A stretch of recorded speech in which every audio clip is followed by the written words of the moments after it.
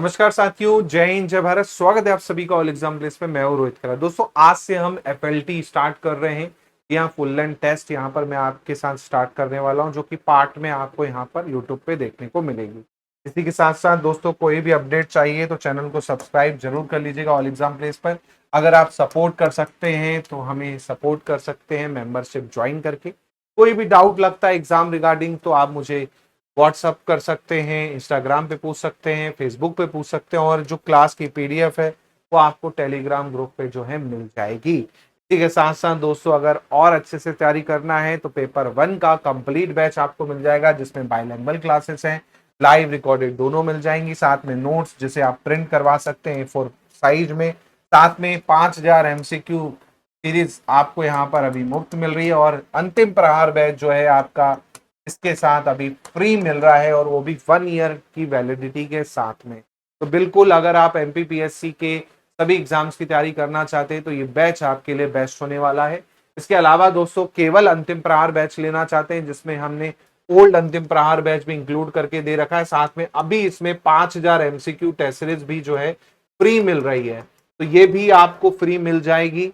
बिल्कुल इसे ज्वाइन कर लें, अभी आपके पास समय है। एग्जाम में अच्छे से अगर प्रहार बैच कर लेते हैं तो 35 से 40 क्वेश्चन आपके कहीं नहीं जाने वाले। मैं 100% दावे के साथ कह सकता हूं। इसके पहले भी आप प्रहार बैच का रिजल्ट देख सकते हैं, 2022 वाला, 2024 वाला। तो बहुत ही फायदा आपको इस बैच से मिलने वाला है। इसी के साथ साथ पेपर 2 की तैयारी करना चाहते हैं वो भी अवेलेबल है।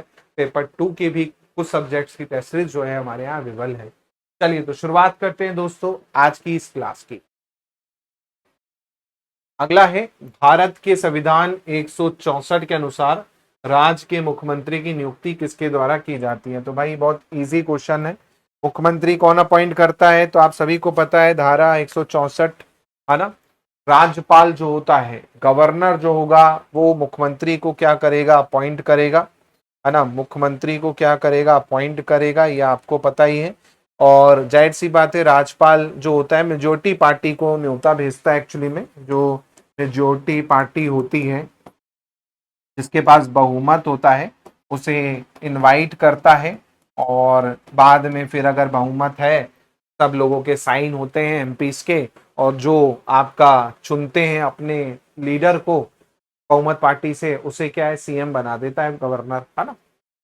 चलो अगला है, मध्य प्रदेश में शहरी क्षेत्रों में कुशल प्रशासन के लिए मध्य प्रदेश नगर निगम अधिनियम जो है ये किस उसमें लागू किया गया था? Madhya Pradesh municipal corporation act.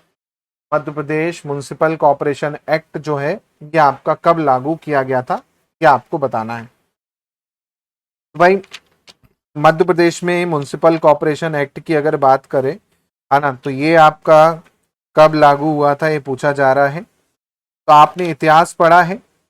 हाँ, आपने इतिहास पढ़ा था मध्य प्रदेश में किस तरह से आपका चला। तो उसमें आपने पढ़ा था कि जब आपका क्या बना था भाई, राज्य बना, है ना, उसी टाइम पर आप देखेंगे लागू किया गया था 1956, है ना। तो 1956 यहाँ पर क्या हो जाएगा? सही आंसर हो जाएगा 1956, है ना।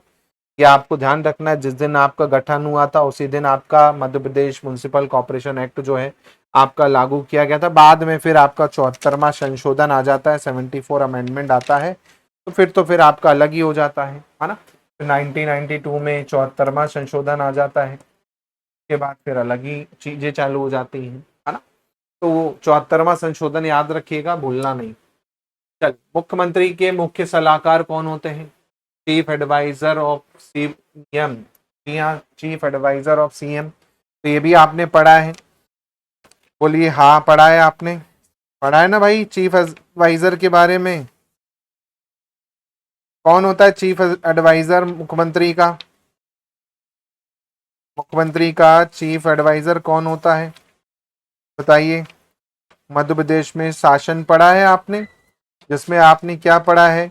मुख्य सचिव के बारे में पढ़ा है, चीफ सेक्रेटरी के बारे में पढ़ा है, जो कि आपका क्या होता है? आईएएस होता है, आईएएस ऑफिसर होता है चीफ सेक्रेटरी। ये मुख्य सलाहकार होता है एक्चुअली में, आप देखेंगे, है ना, पूरा का पूरा प्रधान सलाहकार के रूप में जो है ये काम करता है। ऐसे ही पुलिस में आपका डीजीपी होता है ना, पुलिस में आपका डीजीपी होता है, जिसे पुलिस महानिदेशक कहते हैं। वैसे ही मुख्य सचिव होता है आपका, है ना। लॉर्ड वेल्सली जो है आपका 1799 में पद लेके आए थे, लॉर्ड वेल्सली लाए थे पद।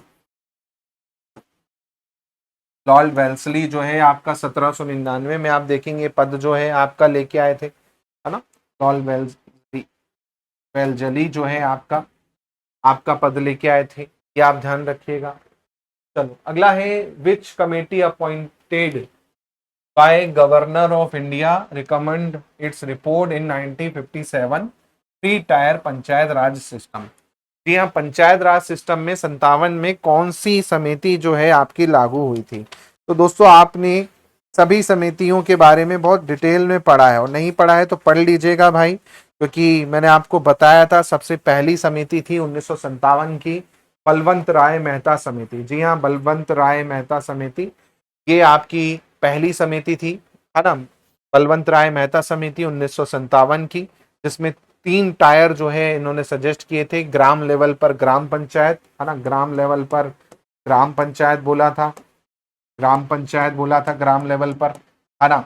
ऐसे ही आपका किस पे बोला था भाई, ब्लॉक लेवल पर यानी खंड लेवल पर उन्होंने क्या बोला था आपका, डेवलपमेंट यानी पंचायत समिति बोला था, पंचायत समिति बोला था। ऐसे ही आपका क्या बोला था, जिला स्तर पर जिला परिषद बोला था, जिला स्तर पर आपका क्या बोला था, जिला परिषद बोला था, है ना। तो ये 3 आपको याद रखने हैं। बलवंत राय मेहता ने पंचायत स्तर पर ब्लॉक स्तर पर पंचायत समिति, जिला स्तर पर जिला परिषद, है ना, ये आपको याद रखना है, इस पे भी क्वेश्चन आ जाएगा, जिला परिषद जिला स्तर पर। ठीक है, इसके बाद और भी कमेटी आती है। इसके बाद 57 के बाद आप देखेंगे कौन सी कमेटी आती है भाई, 77 में कमेटी आएगी आपकी अशोक मेहता कमेटी, है ना। अशोक मेहता कमेटी आती है 77 में, अशोक मेहता कमेटी 1977 की है। ऐसी आपका अगली कमेटी आती है जीवीके राव समिति। जीवीके राव समिति कब आती है, 1985 में आती है, 1985 में आती है। ऐसी आपका एल.एम. सिंघवी कमेटी आती है, एल.एम. सिंघवी कमेटी आती है, ये 86 में आती है। LM. Singhvi, LM. Singhvi committee 86 में आती है ना, ये आपको पता होना चाहिए। ठीक है, तो ये कुछ कमेटी हैं जो आपको याद रखना है, जिन पे डायरेक्ट क्वेश्चन आपको आ सकते हैं। और ये तो आपको पता ही है, राजस्थान का नागौर जो है पहली बार वहां पर आपका लागू हुआ था। चलिए अगला क्वेश्चन है, मध्य प्रदेश गौवंश वध प्रतिषेध नियम 2014 के तहत लागू करने के लिए आयुक्त सह संचालक पशु चिकित्सा सेवाएं मध्य प्रदेश में किसे नियुक्त किया जाता है। कौन होता है एक्चुअल में आपका कमीशन, आपका कमिश्नर कम डायरेक्टर के द्वारा जो है आपका अपॉइंट किया जाता है, ये आपको बताना है कौन होता है। हाँ, ये होता है आपका पशु चिकित्सा अधिकारी, है ना।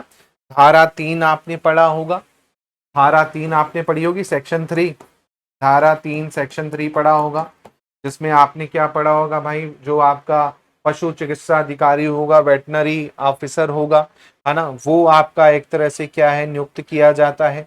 और अवैध वाहनों को रोकना, तलाशी लेना, निरीक्षण करना, है ना, ये पर्टिकुलर चिकित्सा अधिकारी को दे दी जाती है। अपने हिसाब से वो क्या करता है, डील करता है फिर। चलो अगला है, on which mountain range is Madhya Pradesh highest peak is. भाई मध्य प्रदेश की हाईएस्ट पीक आप सभी को पता है ना, धूपगढ़ 1352 है ना मीटर, कुछ बुक में 1350 दे रखा है, कोई फर्क नहीं पड़ता, है ना। कहाँ पर है भाई, ये आपकी कहाँ पर है, सतपुड़ा में है ना। सतपुड़ा में भी आप देखेंगे तो कौन सी श्रेणी लगती है, महादेव पर्वत श्रेणी लगती है। जी हाँ, महादेव हिल में आप देखेंगे धूपगढ़ जो है आपकी आती है सतपुड़ा की, यह आपको ध्यान रखना है। क्वेश्चन जो है यहाँ पर पूछ लेगा आपसे कि कौन सी श्रेणी में है, भाई महादेव पर्वत श्रेणी के अंतर्गत जो है आपका रेंज में आपकी ये आती है धूपगढ़। और भी बहुत सारे फैक्ट्स हैं। हाँ, चलिए मालवा की बता दीजिए मुझे कमेंट में जल्दी से, मुझे लगता है सबको याद होगी, नहीं है याद तो भाई याद कर लो, क्योंकि यहाँ पे क्वेश्चन आपके आने की संभावना बन जाती है। बताइए मालवा की, मालवा की सबसे ऊंची पीक कौन सी है, कमेंट भर दो जल्दी से, मालवा की ऊंची पीक। हाँ, कौन सी है मालवा की ऊंची पीक बताइए। हाँ, मालवा की सबसे ऊंची पीक कौन सी है, तिगार, बिल्कुल। मालवा की कौन सी है, सिगार पीक है नंबर 1। सेकंड पे कौन सी आती है, जाना पाव आती है। ये भी कई बार आपसे पूछा जाता है ना। जाना पाव वही जहाँ से चंबल नदी का उद्गम है, परशुराम जी की जन्मस्थली है। ठीक है, ये आपको ध्यान रखना है। विंध्याचल आप देखेंगे तो विंध्याचल आपका 3 पार्ट में बटा हुआ है। विंध्याचल श्रेणी है, विंध्याचल पर्वत श्रेणी है, ऐसी भांडेर आपका क्या है और कैमोर है। तो अगर बात करें बुंदेलखंड पठार की तो भाई सिद्ध बाबा है ना। गुडविल आप देखेंगे तो भांडेर की है गुडविल, है ना। तो ये आपको याद रखना है, इनके थोड़ा से कहीं से आपसे पूछ ले तो आपको कम से कम पता होना चाहिए। चलो अगले क्वेश्चन पे बढ़ते हैं। अगला क्वेश्चन है जलोढ़ मिट्टी मुख्यतः कहाँ पाई जाती है, तो आपको पता ही है भाई, चंबल बेल्ट जो है वहां पर जलोढ़ मिट्टी पाई जाती है। चंबल बेल्ट में आपको पता है कि भाई जलोढ़ मिट्टी जो है पाई जाती है, ये आपको ध्यान होना चाहिए, भूले तो नहीं ना। हाँ, चंबल बेल्ट में जो है आपकी जलोढ़ मिट्टी जो है पाई जाती है, ये तो आपने पढ़ा ही है अच्छे से। हाँ, अब चंबल बेल्ट यहां से निकाल लो भाई, कौन सा हो जाएगा। हाँ, कौन सा हो जाएगा आंसर यहाँ पर, क्या हो जाएगा, मुरैना भिंड वाला सी ऑप्शन दिख ही रहा है यहाँ पर, है ना। जबकि यहाँ पर खंडवा खरगोन आप देखेंगे तो यहाँ पर काली मिट्टी है आपकी, है ना। यहाँ पर आपकी काली मिट्टी है, ब्लैक सॉइल है आपकी। और ये वाला जो रीजन है आपका, है ना, काली मिट्टी। मंडला बालाघाट में मिक्स लाल और वाली मिट्टी आपको मिलेगी, लाल पीली मिट्टी का मिक्सचर जो है आपको मिलेगा, है ना। चलिए अगला क्वेश्चन देखिएगा।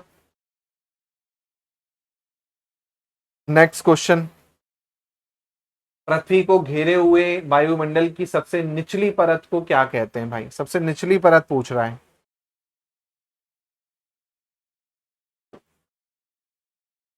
हाँ, सबसे निचली परत कौन सी होती है, तो भाई सबसे निचली परत होती है क्षोभ मंडल, ट्रोपोस्फेयर।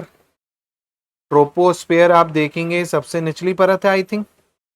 हाँ, ये तो बेसिक क्वेश्चन है मेरे हिसाब से, इसका सिलेबस में तो आपको कहीं ऐसा मेंशन नहीं किया गया है ये, है ना। बेसिक क्वेश्चन है एक्चुअल में, आप देखेंगे ये, है ना। बेसिक क्वेश्चन है एक्चुअली में, आप देखेंगे ये सिलेबस में एक्चुअल में मेंशन तो नहीं है लेकिन पूछा गया है। ठीक है, तो याद रखिए। चलिए, main tree of monsoon forest do not include which of the following, monsoon के मुख्य वृक्षों में कौन सा शामिल नहीं है ना। मानसून के मुख्यतः वृक्षों में सागौन, अर्जुन, महुआ, चीड़। हाँ, तो भाई हमारे मध्य प्रदेश में आपको पता है पाइन ट्री नहीं होते हैं ना। पाइन ट्री कहाँ होते हैं, हाइयर एल्टीट्यूड पे होते हैं, हाइयर अल्टीट्यूड में और कोल्ड जगह पर होते हैं, ठंडी जगहों पर, जैसे हिमाचल प्रदेश, जम्मू कश्मीर, यहाँ पर आपको चीड़ के पेड़ मिलेंगे। बाकी हमारे यहाँ सागौन बहुत है ना। सबसे ज्यादा आपको सागौन और साल मिलता है, इसके अलावा मिक्स मिलते हैं, फिर आपका अर्जुन, महुआ, ये सब आपको मिलते हैं। पाइन अपने यहाँ नहीं मिलता है, ठंडी जगह पे मिलता है, ऊंची जगहों पर मिलता है। पीला बांध कहाँ पर है, पीला बांध परियोजना, पीला बांध परियोजना जो है ये कहाँ पर है, ये आपको बताना है।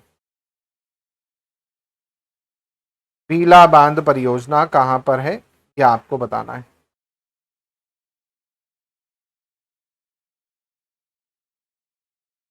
चलिए बताइए भाई, पीला बांध परियोजना।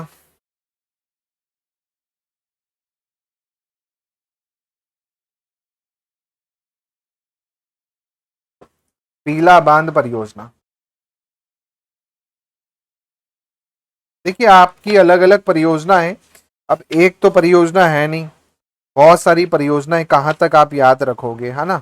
बट जो मेन परियोजना है आपको याद रखनी पड़ेंगी, थोड़ा बहुत मेन परियोजना है उनको आपको यहाँ पर याद रखना पड़ेगा, है ना। तो यहाँ पर आप देखेंगे, हाँ, सागर में है आपका बीला बांध परियोजना।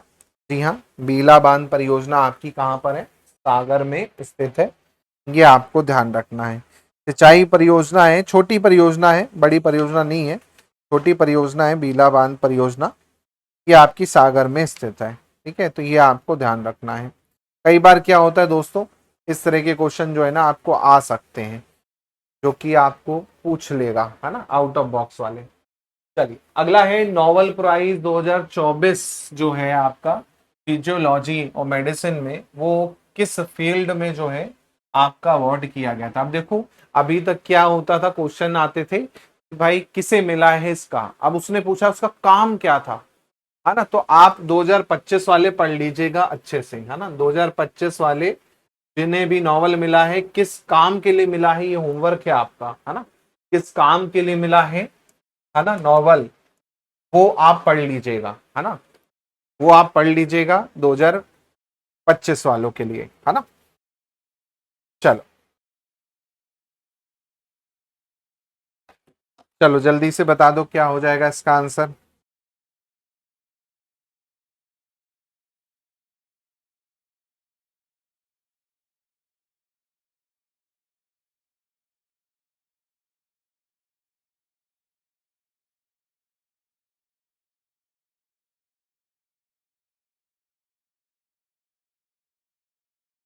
हाँ, क्या हो जाएगा, जीन थेरेपी के लिए, जी हाँ, सी ऑप्शन यहाँ पे सही है। Gene therapy and discovery of micro RNA के लिए जो है आपका, ये आपका क्या है दिया गया है, ये आप यहाँ पर ध्यान रखिएगा, ठीक है।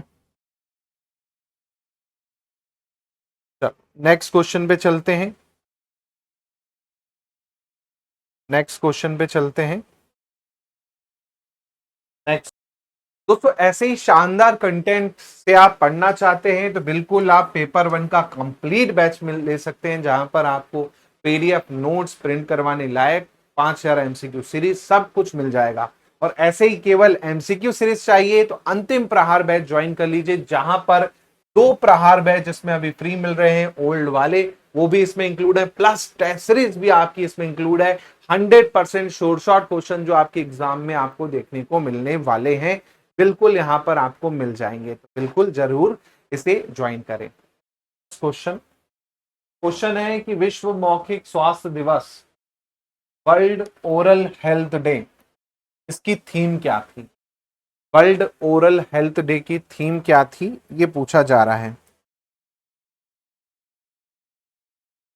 चलिए बताइए, ये भी लिख लीजिएगा, कुछ ऐसे आपको थीम वीम पूछ सकता है ना। थीम भी क्या है, कई बार वो ऐसे पूछ लेता है, तो लिख लीजिएगा ये भी, इनके हिसाब से थीम वीम पूछ ले तो पता होना चाहिए कि भाई कौन सी थीम थी, क्या थी थीम।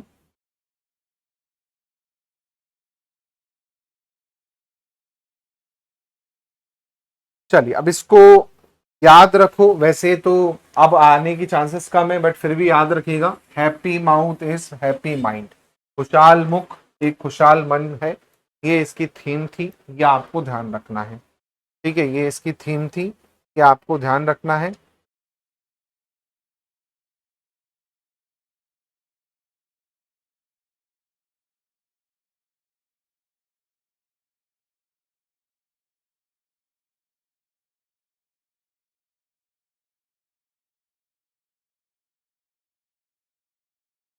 चलो नेक्स्ट क्वेश्चन पे चलें।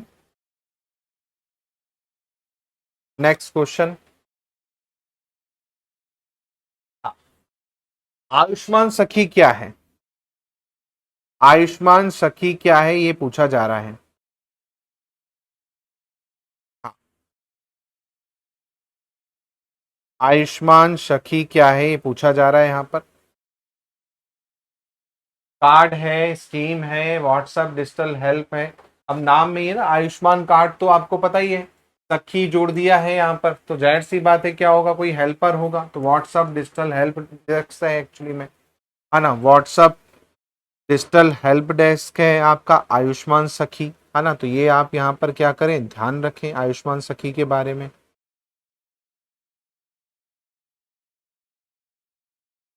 चलो याद रखेंगे, भूलेंगे तो नहीं ना। हाँ, भूल मत जाना, बिल्कुल क्वेश्चन आपको यहाँ पर आ सकता है। अगला क्वेश्चन है, recently Madhya Pradesh government has approve 2025 scheme which promote road safety and timely assistant during accident. 2025 में सुरक्षा, सड़क सुरक्षा के लिए, दुर्घटना जो होती है उसमें सहायता के लिए योजना चालू की गई थी, उस योजना का जो है आपका नाम बताना है, योजना का नाम क्या है। तो स्कीम से भी देखोगे क्वेश्चन जो है यहाँ पर आपको देखने को मिल रहे हैं अच्छे खासे। तो स्कीम आ सकती है आपको अच्छे से, तो थोड़ा सा ध्यान रखिएगा जैसे स्कीम यहाँ पर पूछी जा रही है। हाँ, क्या हो जाएगा इसका आंसर? जी हाँ, राहगीर योजना आप देखेंगे आपका अगस्त 2025 में चालू की गई है ये राहगीर योजना। जी हाँ, राहगीर योजना आप देखेंगे 2000 अगस्त 2025 में आपका ये चालू की गई है, अगस्त 2025 में, है ना। इसमें जो आपका हेल्प है उसको हेल्प की जाएगी राहगीर योजना के अंतर्गत। आप देखेंगे जो पहुंचाएगा तो 25,000 रुपए का इसमें शायद प्रावधान है, 25,000 का इसमें प्रावधान किया गया है कि 25,000 रुपए तक का वो मिलेगा। चल अगला है, मध्य प्रदेश के किस जिले में पीएम मित्रा, है ना, पार्क जो है स्थापित किया जाएगा? PM mega integral textile region apparel करके जो है आपका बनाया जाएगा, कहां पर ये आपको बताना है। पीएम मित्रा करके जो है ये कहां पर बनाया जाएगा? तो भाई आपको याद रखिएगा 7 पीएम मित्र आपके जो है एक्चुअल पूरे देश भर में बनाए जा रहे हैं, है ना। भोसला करके आपका गांव है, भोसला गांव करके है आपका धार का, है ना, भोसला गांव धार का, यहाँ पर आपका ये जो सेटअप है आपका लगाया जाएगा। डी ऑप्शन यहाँ पर क्या हो जाएगा? सही हो जाएगा। और पार्क का विजन 5F करके पार्क का विजन रखा गया है। 5F मतलब फार्म टू फाइबर, है ना, to factory to fashion to foreign करके, है ना, कताई बुनाई प्रोसेसिंग सब एक ही जगह पर बोला गया है कि की जाएगी। तो टेक्सटाइल सेक्टर के लिए आपका ये है। वैसे आप देखेंगे तो इंदौर क्लॉथ मार्केट के लिए जाना जाता है, लेकिन जाहिर सी बात है इंदौर में अब जगह बची नहीं है ना। क्लॉथ मार्केट के लिए आप देखेंगे, है ना, सूती कपड़ों के लिए आप देखेंगे, होजरी के लिए इंदौर जाना जाता है, लेकिन इंदौर में अब जगह नहीं है। तो जितने सेटअप आप देखेंगे धार में ही हो रहे हैं। धार में ही आपका क्या है? पीतमपुर है ना, धार में ही आपका पीतमपुर है ना, वहीं पर खाली जमीन है। पीतमपुर में ही डेट्रॉइट ऑफ इंडिया कहा जाता है ना, डेट्रॉइट ऑफ इंडिया कहा जाता है आपका पीतमपुर को, है ना। भारत का डेट्रॉइट कहा जाता है पीतमपुर को। ड्राई पोर्ट कहा जाता है पीतमपुर को, है ना, ड्राई पोर्ट कहा जाता है पीतमपुर को, है ना। तो पीतमपुर पूरा धार में ही आता है अगर आप देखेंगे तो याद रखिएगा ज्यादातर आपको इंडस्ट्री जो है धार में ही मेनली देखने को मिलेगी। चलो, वो road transfer of property in British India, transfer of property in British India करके पुस्तक है, किसके द्वारा लिखी गई ये आपको बताना है। Transfer of property in British India के द्वारा ये बुक आपकी लिखी गई थी, किसके द्वारा लिखी गई थी ये आपको बताना है। अब आपको पता है ये बुक जो है आपका कानूनी है डॉक्टर हरि सिंह गौर, जो कि सागर यूनिवर्सिटी आप पढ़ते हैं, सागर विश्वविद्यालय पढ़ते हैं, सागर यूनिवर्सिटी, जिनके नाम पर आप देखेंगे यूनिवर्सिटी आज की डेट में है। और संस्थापक या पहले वाइस चांसलर आपके रहे हरि सिंह गौर, है ना, संस्थापक रहे आपके ये, पहले वाइस चांसलर रहे, फर्स्ट वाइस चांसलर रहे आपके ये। ठीक है, ये आपको ध्यान रखना है। इसके अलावा दिल्ली के विश्वविद्यालय, नागपुर विश्वविद्यालय में भी वाइस चांसलर के रूप में, उप कुलपति के रूप में जो है इन्होंने काम किया था। तो ये आपको ध्यान रखना है, इनकी बुक थी, है ना, जो कि एक्चुअली में लीगल उसमें जो है आपकी बुक थी। चलिए अगला है यहाँ पर आपका, as the leader of movement against the British land revenue system in Bundelkhand with there. हाँ, बुंदेलखंड में आपको पता है ना, आपका हुआ था विद्रोह, बुंदेलखंड विद्रोह, उसके बारे में यहाँ पर आपको पूछा जा रहा है, उसके बारे में आपको पूछा जा रहा है। हाँ, 57 के पहले एक बड़ा विद्रोह हुआ, 57 के पहले आप देखेंगे एक बड़ा विद्रोह हुआ, बुंदेला विद्रोह के नाम से जिसे हम जानते हैं, है ना। बुंदेला विद्रोह काफी फेमस रहा, काफी बार उससे क्वेश्चन आए हैं और आते भी हैं, है ना। तो बिंदोला विद्रोह 42-43 का आपको याद रखना है।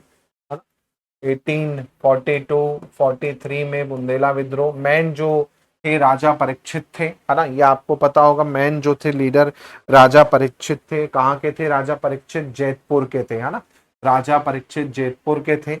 ऐसे ही मधुकर शाह, मधुकर शाह कहाँ के थे? तो भाई नरहुत के थे मधुकर शाह, है ना, नदुरुत के थे मधुकर शाह।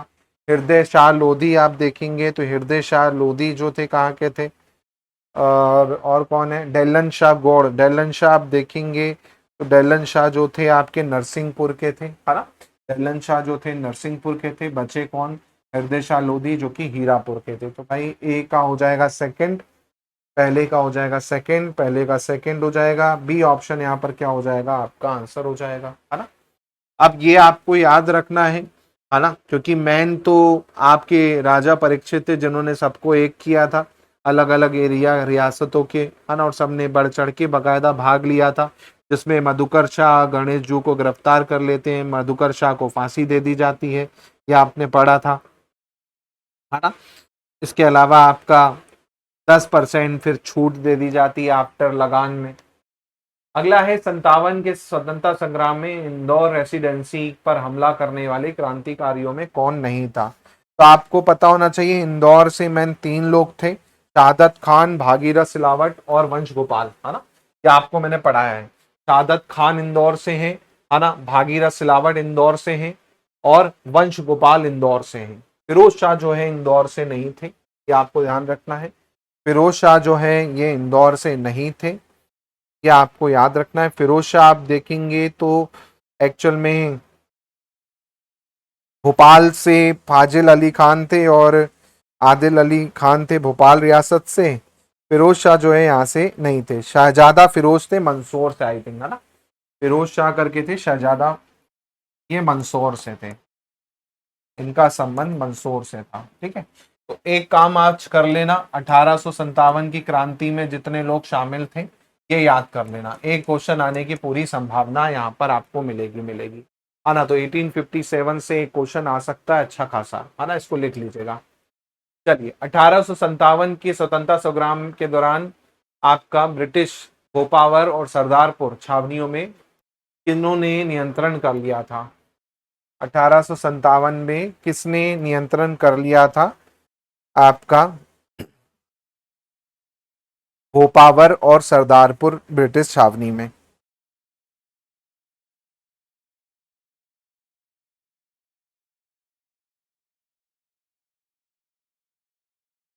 चलिए, तो ध्यान रखिएगा भाई, बख्तावर सिंह जो थे, धार एरिया जो था आपका, है ना, राणा बख्तावर सिंह जो अमझेरा रियासत थी, है ना, राणा बख्तावर सिंह अमझेरा रियासत थी एक्चुअली में, अमझेरा रियासत, यहाँ पर जो है इन्होंने क्या किया था, कब्जा जो है आपका कर लिया था, ये आपको ध्यान रखना है, ठीक है। चलिए, याद रहेगा, कोई दिक्कत तो नहीं ना। हाँ, पूछा जा सकता है यहाँ पर ये क्वेश्चन, तो ये आपको ध्यान रखना, सरदारपुर, धार, अमझेरा, है ना, यहाँ पूरा इलाका जो है ना राणा बख्तावर सिंह के अंडर में जो है एक तरह से आपका आ गया था, ठीक है, ये आपको ध्यान रखना है।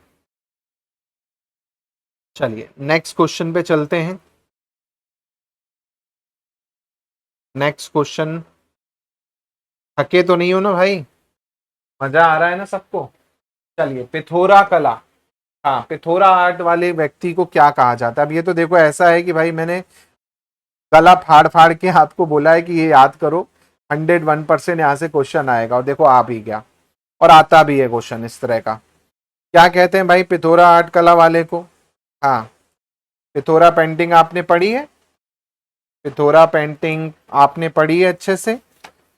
हाँ, क्या कहते हैं, लखिंद्रा कहते हैं, बिल्कुल याद रखिएगा भैया, लखिंद्रा कहा जाता है जो आपका क्या है, आपका बनाता है ना, दीवार चित्रकला है जनरली। भील जो ट्राइब है पिथोरा आर्ट के लिए फेमस है ना, भील भिलाला, भील एंड भिलाला जो है पिथोरा आर्ट के लिए फेमस है, ये आपको याद रखना है ना। भील भिलाला मतलब एरिया कौन सा हो गया भाई, आपका झाबुआ वाला एरिया हो गया, झाबुआ, अलीराजपुर, धार, है ना। इसके अलावा आपका पेमा फात्या याद रखिएगा, है ना, पेमा फात्या याद रखिएगा, क्वेश्चन आ सकता है। और कौन है फेमस इसमें पेमा फात्या के अलावा, भूरीबाई, है ना, भूरीबाई भी फेमस है ना, पद्मश्री आई थिंक मिला हुआ है भूरीबाई को, है ना, तो भूरीबाई आपको याद रखना है। और भूरीबाई जो है आपकी काफी फेमस है, ये आपको पूछा जा सकता है, तो भूरीबाई का नाम आपको याद रखना है।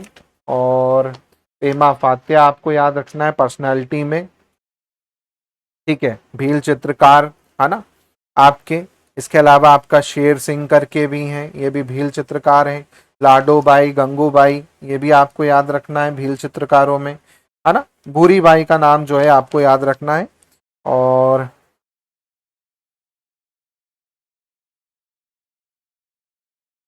चलिए, तो इतना क्लियर हो गया होगा मेरे हिसाब से आपको यहाँ पर। नेक्स्ट, मध्य प्रदेश रोजगार प्रशिक्षण परिषद मैपसेट जो है किस विभाग से संबंध रखता है? तो ये भी मैंने आपको विभाग पढ़ाया था मैपसेट के बारे में, है ना। सैड मैप के बारे में पढ़ाया था, centre for entrepreneurship development Madhya Pradesh, sad map जिसे हम कहते हैं एक्चुअली में।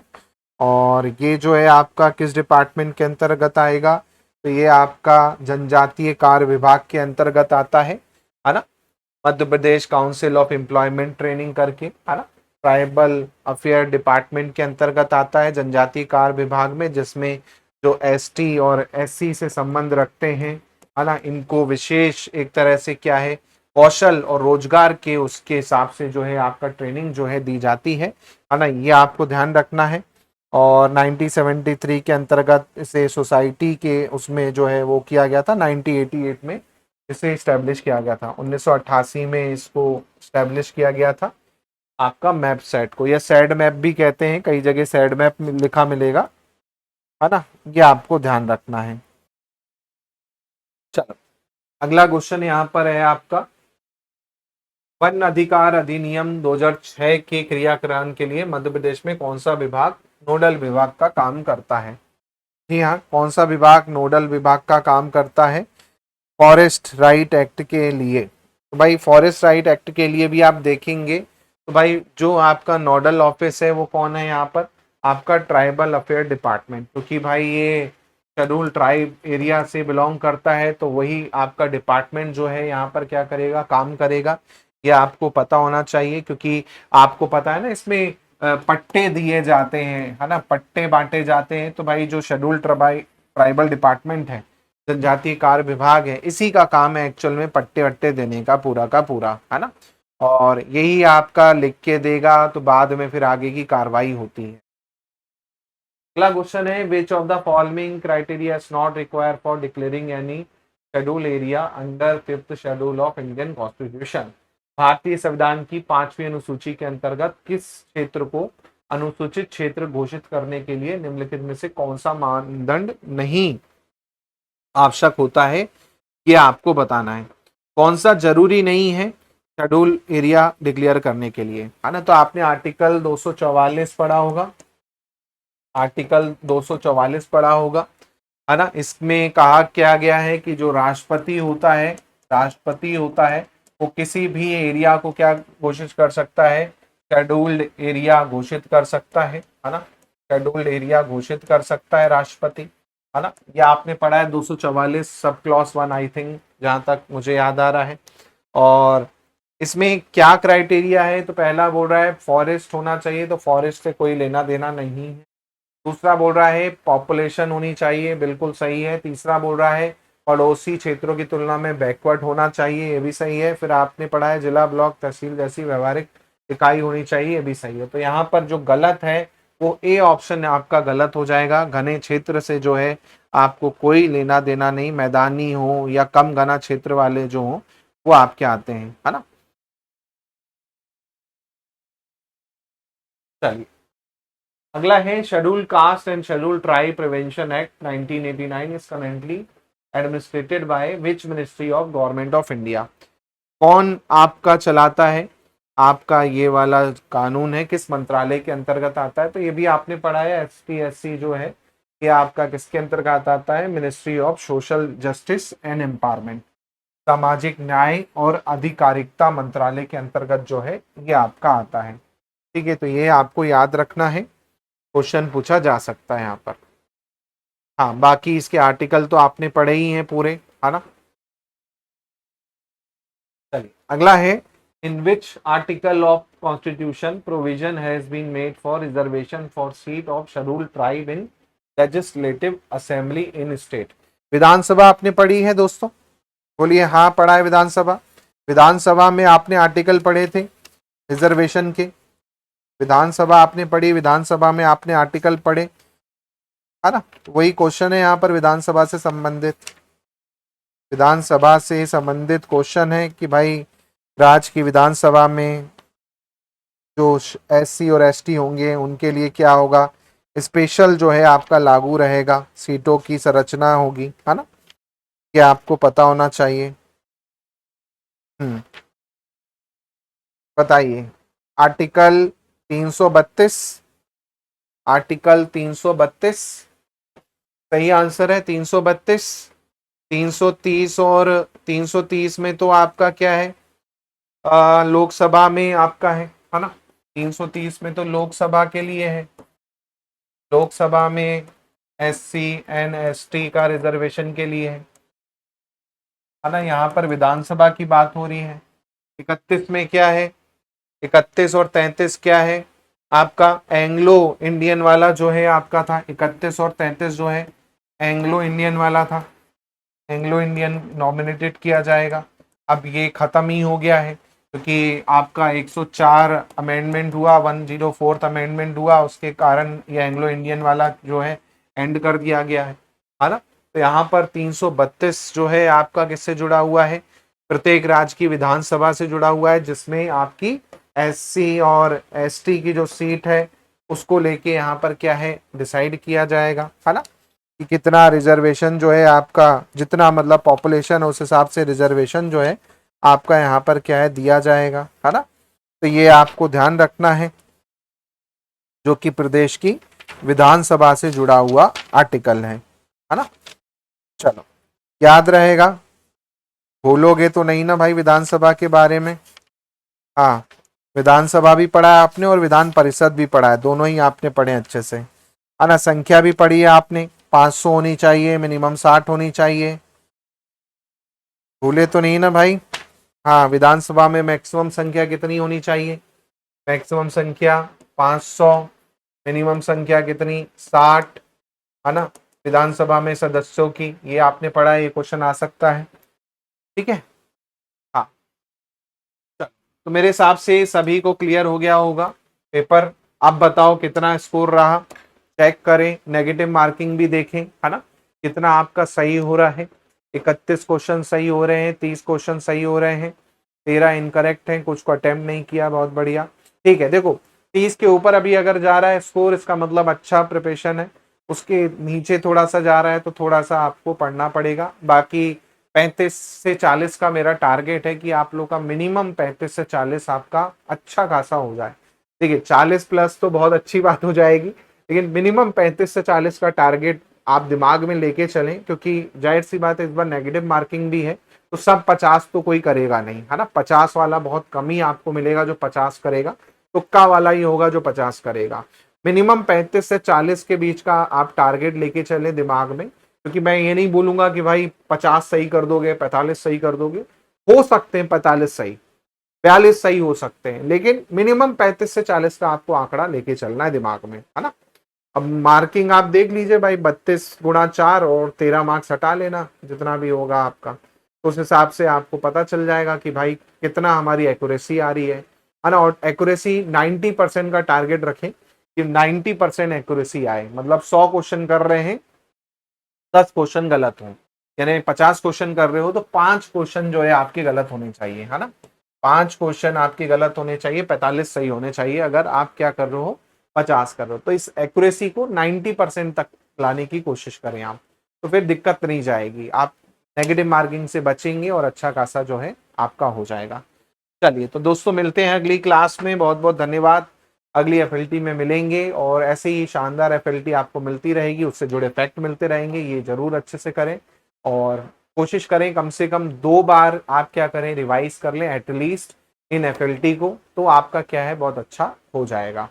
चलिए तो मिलते हैं अगली क्लास में। जय हिंद, जय भारत, धन्यवाद, गुड नाइट। होपफुली दोस्तों ये क्लास आपको बहुत अच्छी लगी होगी, क्लास अच्छी लगी हो तो वीडियो को शेयर करें, लाइक करें, कमेंट करें कमेंट में अपने आंसर जरूर लिखें, साथ में बताएं कितने क्वेश्चन आपके सही हुए। इसी के साथ साथ ऐसे ही और कंटेंट के लिए ऑल एग्जाम प्लेस को सब्सक्राइब जरूर कर लें। अगर आप सपोर्ट कर सकते हैं तो ज्वाइन करके हमें सपोर्ट भी कर सकते हैं। कोई डाउट आपको लगता है तो आप मुझे व्हाट्सएप पर पूछ सकते हैं, इसके अलावा इंस्टा पे पूछ सकते हैं। पीडीएफ आपको टेलीग्राम पे मिल जाएगी। पेपर 1 का कंप्लीट बैच चल रहा है जो कि आपके फायदे के लिए होने वाला है, 1 ईयर वैलिडिटी के साथ में, जिसमें लाइव लेक्चर, बाइलिंगुअल कंटेंट आपको मिलने वाला है, नोट्स A4 जिसे प्रिंट करवा सकते हैं आप। साथ में आपका यहाँ पर 5000 एमसीक्यू टेस्ट सीरीज आपकी इसके साथ इंक्लूड कर दी गई है, प्लस अंतिम प्रहार बैच भी इसके साथ इंक्लूड कर दिया गया है। तो अगर पेपर 1 का बैच ले रखा है तो आपको कुछ नहीं लेना। साथ में केवल अगर प्रैक्टिस के लिए आपको बैच लेना है जहां से शॉर्ट क्वेश्चन मिले, वो है हमारा अंतिम प्रहार बैच, कि आप ज्वाइन कर सकते हैं, जिसमें एमसीक्यू आपको मिलने वाले हैं।